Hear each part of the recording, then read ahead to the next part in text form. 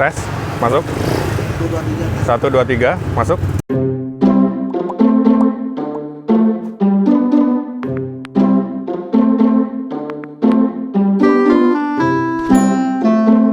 Assalamualaikum. Nama saya Angga, usia 35 tahun.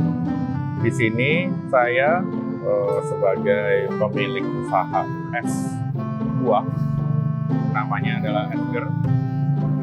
Es buah dan jelly sebenarnya.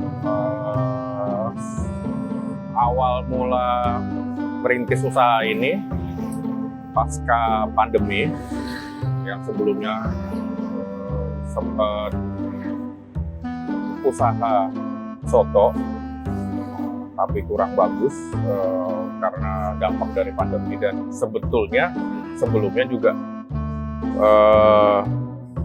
karena dampak dari pandemi ini ada gelombang PHK, jadi akhirnya beralih untuk coba usaha.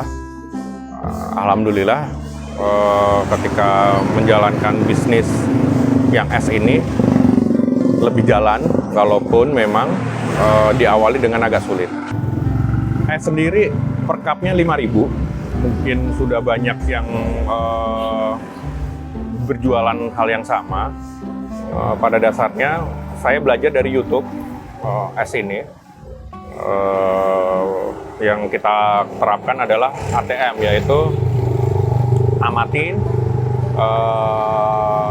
teliti, modifikasi. Jadi beberapa kita menjual es-es yang rata-rata orang sebelumnya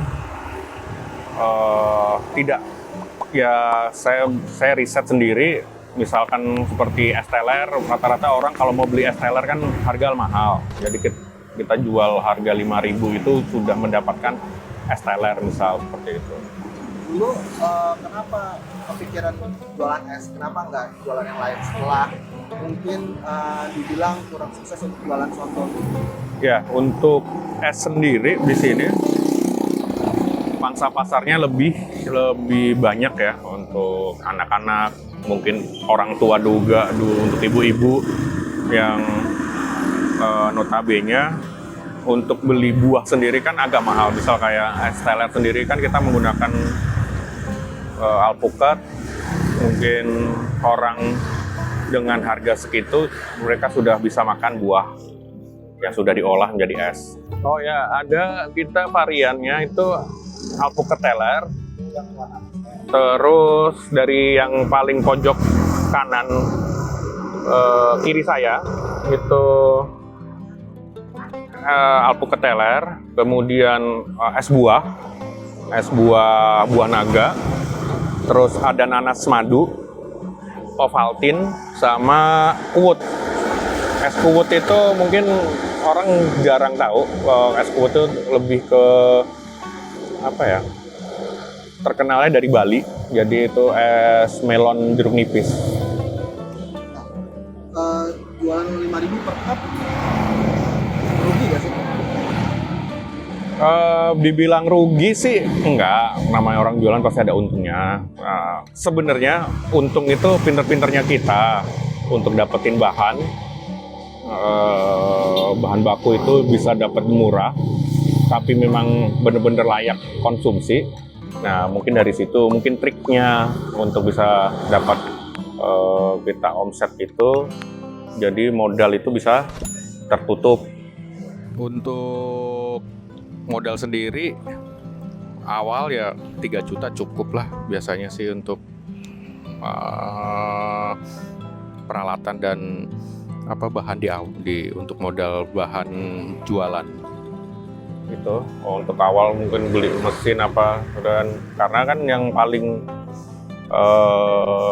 besar itu adalah kita harus nyediain freezer. Kita ada freezer sendiri. Jadi untuk bahan-bahan baku, freezer es lemari kulkas kita harus sediain, karena kita harus ada stok di situ kan. Untuk es juga kita nyetok sendiri, karena es sendiri kan kita pakai es kristal, jadi yang food grade. Gitu. Nah, kalau income-nya sendiri per hari bisa paling tinggi berapa? Income untuk hari weekdays mungkin tidak sebagus weekend. Jadi untuk weekdays ya kita bisa di angka di bawah 500. Nah, kalau sampai weekend kita bisa sampai 500. Karena kan ini buka baru 2 bulan berjalan. Berarti kalau dikalkulasi sebulan kurang lebih bisa dapat sekitar 5-10 ya range-nya, betul nggak? Ya sebenarnya bisa lebih, karena kalau dihitung itu maksudnya ya perkiraan ya segitu untuk rata-rata 5-10 lah bisa. Sebenarnya kalau saya pelajari dari YouTube beberapa orang memang income itu bisa sampai 11-an juta seharusnya, karena saya masih coba-coba dan belum nemu, masih formula itu masih diubah-ubah seperti es itu harusnya mana yang lebih laku. Nah untuk sementara ini udah tahu ritmenya, pangsa pasar itu konsumen tuh suka yang mana. Nah itu akhirnya kita patenin, ada beberapa es itu ada terus dari 3 itu.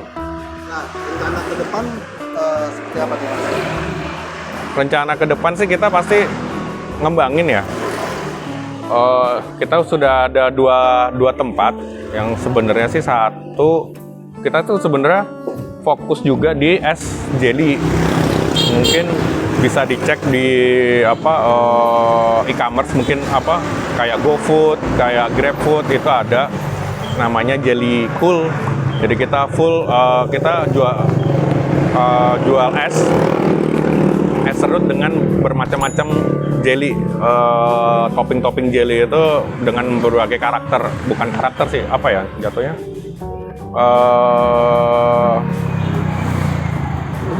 Iya, apa ya? Bentuknya macam-macam gitu. Misal ada mau jelly bentuk-bentuk kayak seafood atau jelly mie. Rata-rata sih di situ mie jelly seperti itu. Di sini kita alamat di Jalan Kelapa Nunggal, Pasar Sawo, daerah Jawa Barat, Bogor. Nah, cabang kami ada di salah satunya di Jalan Hankam, Jatiwarna, Pondok Gede. Nah, untuk di sini kita belum bisa online ya. Untuk yang online itu kita baru bisa yang di sana, baru bisa terdaftar untuk Jelly Cool-nya. Jadi minuman es dengan aneka varian jelly sesuai dengan tema. Jadi minuman es jelly tema. Misalkan ada tema seafood, terus tema bakso seperti itu. Nah, rencana ke depan ini mau buka cabang nggak? ya untuk ke depan pasti insya Allah ya kita mau buka cabang lagi untuk jenis minuman es ini ya. Jadi kita ada, sebenarnya kita brandnya itu adalah buah dan jelly gitu. Mungkin karena belum terpasang, sebenarnya bannernya sudah ada kita buah dan jelly. Jadi memang kita fokusnya memang es buah dan es jelly itu kita ada es serut. Jadi dia es serut jelly seperti itu.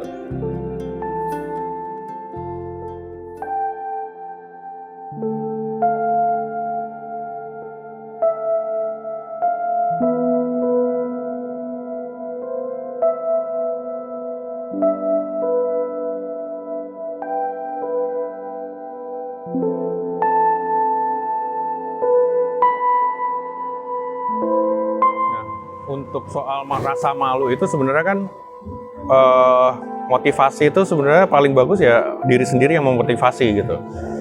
Ketika memang memulai usaha, sebenarnya kita ini kan kerja halal lah ya istilahnya, kerja halal. Kita usaha sendiri, kita jalankan roda bisnis sendiri. Nah, mungkin untuk beberapa orang mikir mungkin mudah gitu, sudah punya cabang, sudah punya karyawan, apa segala macam. Nah, sebetulnya sih semua itu didasari dari apa ya, harus dijalanin sendiri, nggak bisa langsung seperti itu gitu. Kalau nggak terjun langsung ya susah. Nah, terjun langsung itu memang harus ditekatin bulat gitu, nggak bisa waduh saya malu nih nanti. Sebenarnya untuk mengurangi rasa malu itu biasanya saya malah manggil teman-teman itu saya panggil, yo teman-teman nongkrong saya buka ini nih. Nah, rata-rata ketika seperti itu malah teman-teman tongkrongan, teman-teman yang apa gitu malah responnya bagus lah, lu jualan apa gitu. Nah, mungkin itu karena itu juga akan memupuk kita jadinya lebih berani gitu. Jadi kenapa harus malu? Gua ada tempat nih, yuk mau nggak datang nih gua jualan. Nah, biasanya kalau saya buka baru itu manggil teman-teman emang untuk launching, gua udah buka ini nih, cobain dong, tester, gimana? Nah, sebenarnya itu apa ya? Salah satu treatment versi saya gitu, treatment bahwa ini loh saya nunjukin bahwa ini saya sekarang jualan ini. Karena dari situ pun dari teman-teman akhirnya bilang ke teman-teman yang lain, ya ada yang datang seperti itu. Mungkin itu tips dari saya sih seperti itu. Malah kita panggil teman-teman kita untuk datang. Pesan-pesannya anak-anak muda, jangan, ya itu tadi mungkin pertama itu jangan malu, itu tadi. Karena agak susah ya, malu ini sebenarnya harusnya kita lebih malu lagi kalau kita nggak ada duit. Gampangannya gitu. Lebih malu itu kalau kita nggak punya duit, kita mau jalan juga bingung. Nah, mendingan kita usaha, kita punya uang sendiri, kita nggak malu. Kalau kurang ya kita tingkatin lagi usahanya gitu. Mungkin itu sih pertama. Yang kedua, rata-rata orang selalu berpikiran modal. Sebenarnya sih nggak harus modal. Ketika orang kalau mau usaha, yang penting itu berani dulu. Modal kecil pun sebenarnya masih bisa. Karena kalau belum dijalani nggak akan nemu jalannya gitu. Sebenarnya modal ini pun nggak terlalu besar sebenarnya. Karena saya tambah-tambahin aja, karena sebenarnya cukup hanya meja pun sebenarnya udah cukup, hanya tempat-tempat sudah jalan gitu. Terus yang terakhir, berdoa. Nggak ada lagi, namanya orang kalau udah usaha itu harus dibarengin dengan doa, karena kita sudah usaha, sudah ikhtiar, kalau nggak dibarengin dengan doa ya percuma. Dan doa itu bikin kita lebih maksimal dan kita akan ngerasa lebih bersyukur gitu dengan usaha yang kita jalankan. Insya Allah itu berkah. Oke, terima kasih Mas, sukses selalu. Sama-sama.